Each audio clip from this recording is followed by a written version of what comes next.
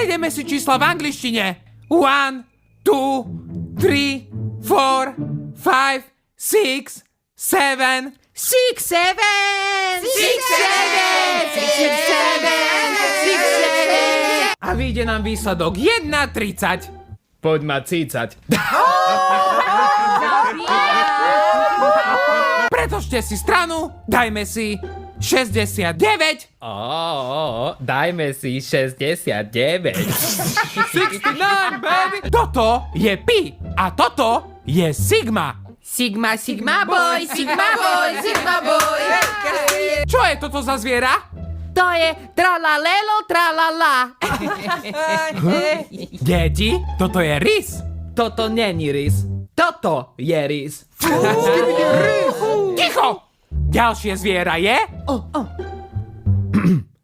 Bobr, kurva.